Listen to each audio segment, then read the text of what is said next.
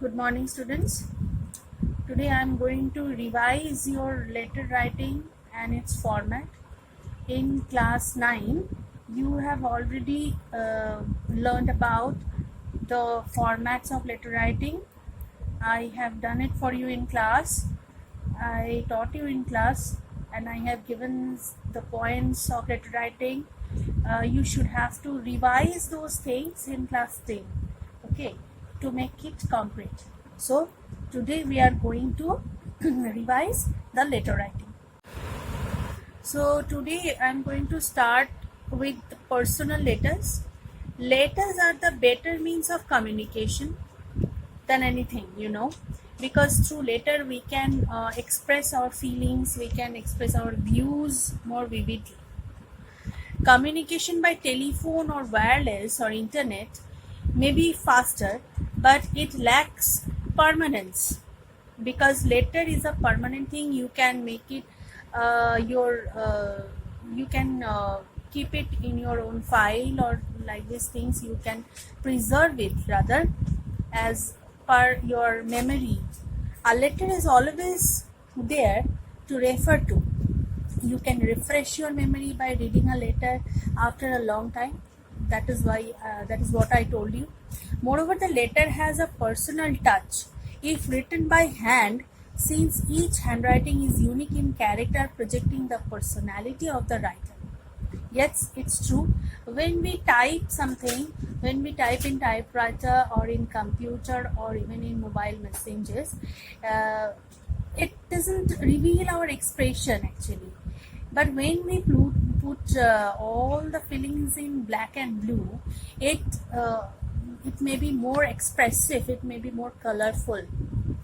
Okay, colorful in the sense of its language, its way of writing, and it keeps your writing going on. And if you want to practice yourself, if you want to practice your writing, you have to write letters like personal letters, formal letters, informal, all these things. Okay, so a good letter fosters cordial relations with person and firms. Letter may be classified according to their objectives into personal letters and business letters, that we may classify like formal and informal letters. Okay, so all the official letters, business letters, and your letters to the editor, or like those things, complaints or whatever, it comes on the formal letters, and informal, that is the personal letters. In both types, credit is given for knowledge of how to set out the formal elements of the letter, addresses, date, greetings, etc.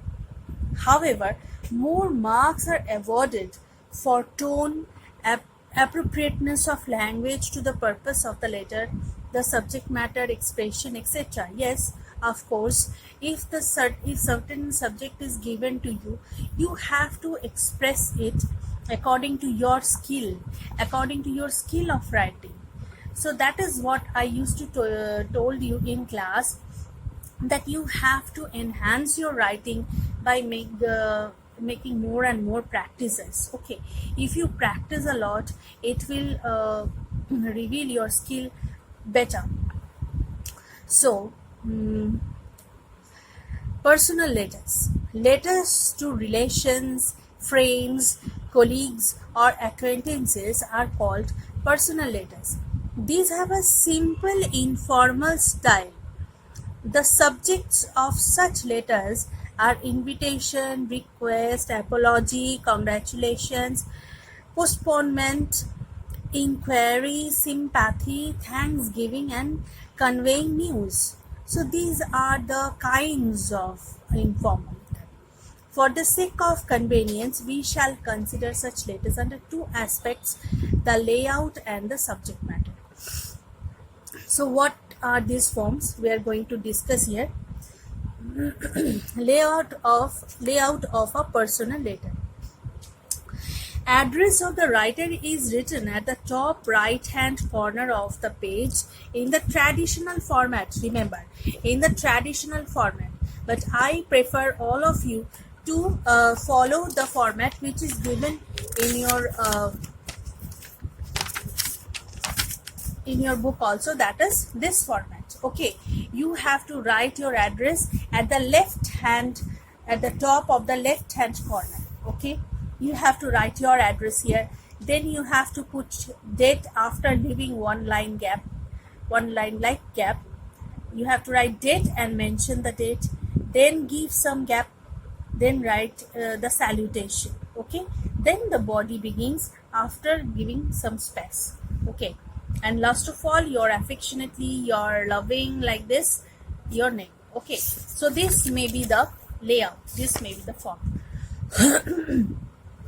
So in traditional letters, it was written on the right hand corner. It was written on the top of the right hand corner of the page. It's traditional, and at the top left hand corner of the page in the box type format, which is being followed nowadays.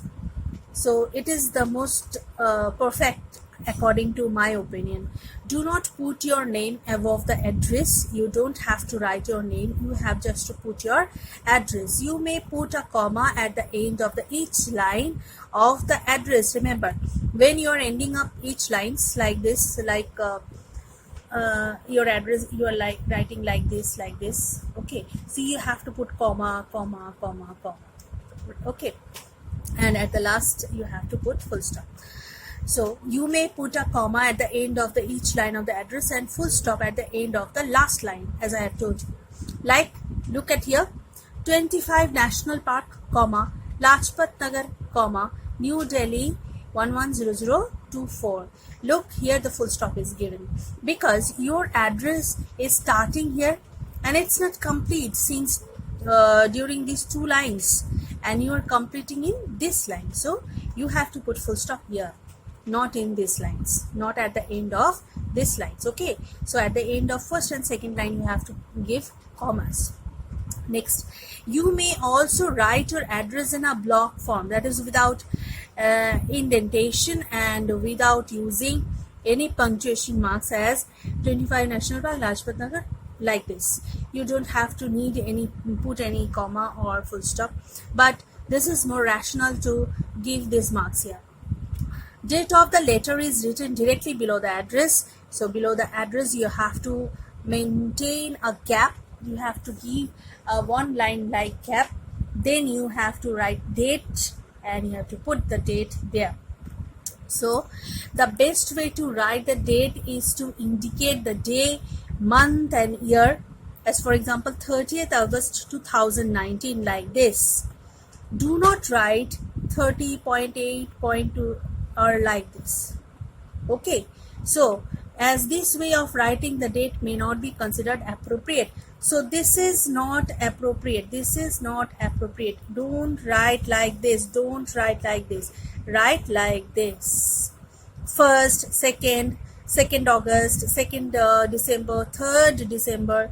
So you know how to write like this, and you have to write the name of the month here, and you have to mention the year. And after the month you have to put comma, and after the year you have to put full stop. So clear to all of you? Come to the next point. Greeting or salutation. Now go to the left hand side of the page and write the salutation, like respected or my dear friend, or like this, which we give in the informal letters. So the greeting or salutation has a line to itself and is followed by a comma. The form of greeting will depend on the relation in which you stand to the person to whom you are writing as. So to whom, near relatives, we write informal letters to our relatives, close friends and acquaintances.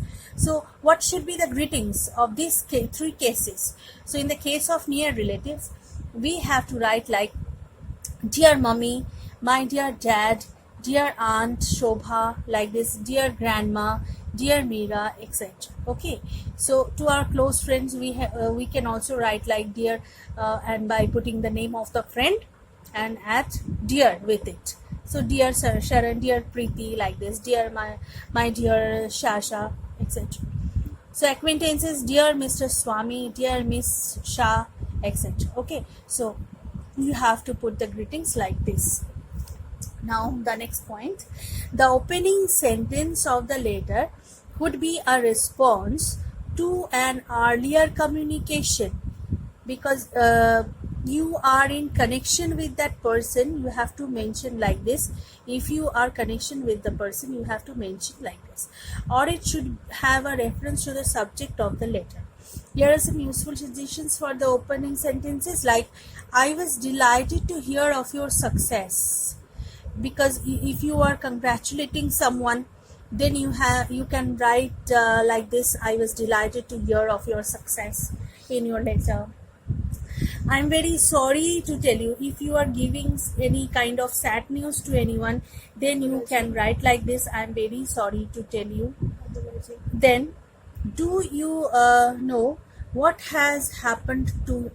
So, if you are going to describe a fact or describe certain incident, you can start like this. How can I ever thank you for? This is a feeling of that someone has done something for you, and you are thanking him, thankful to that person, and that is the thanksgiving letter, like. And you can start like this, we were all shocked to hear. So this is also a sad news. You are writing in condolence.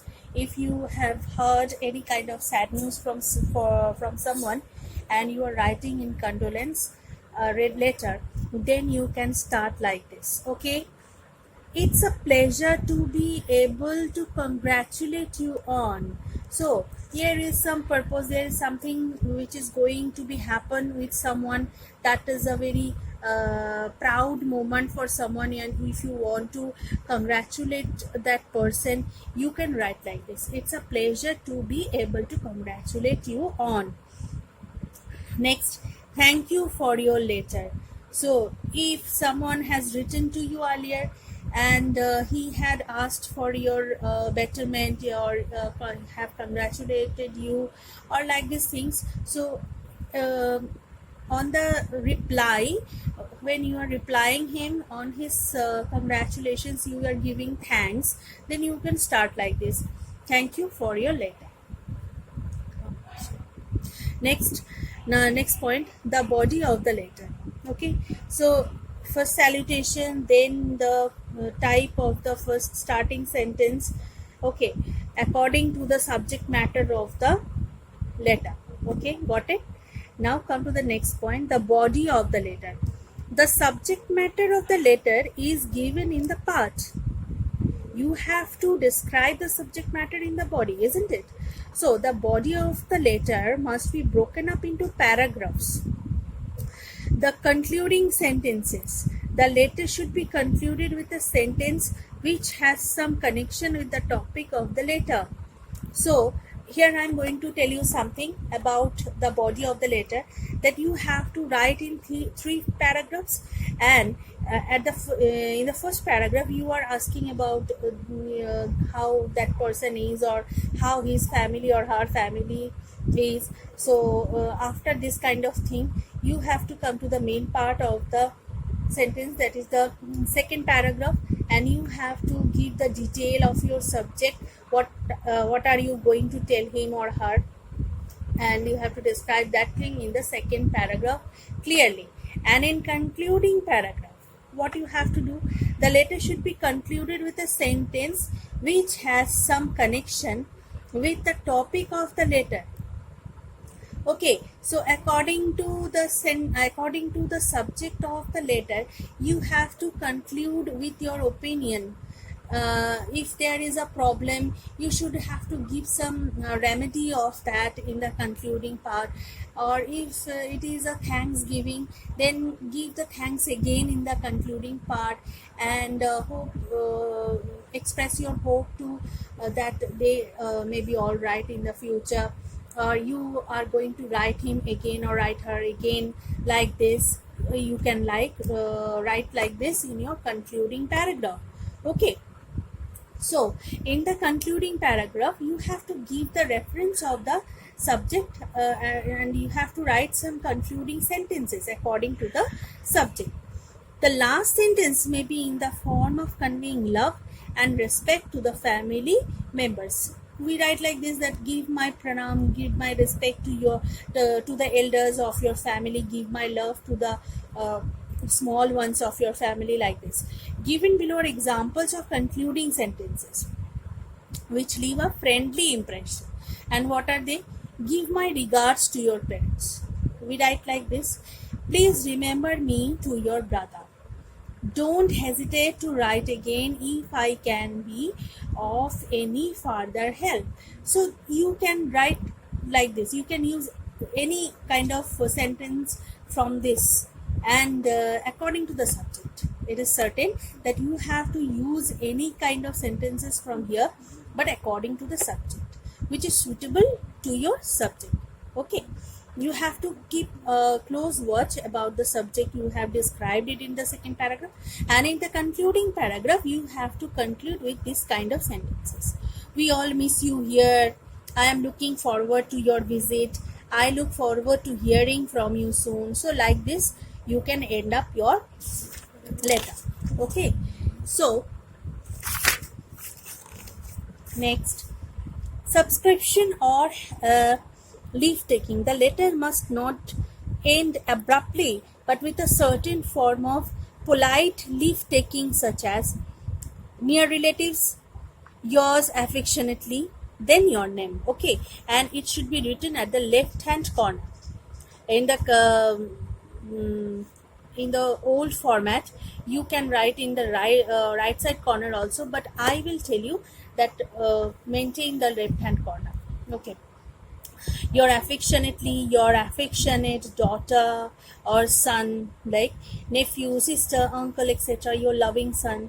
Okay, so your friends, yours sincerely, your best friend forever, like this. Acquaintances, yours sincerely.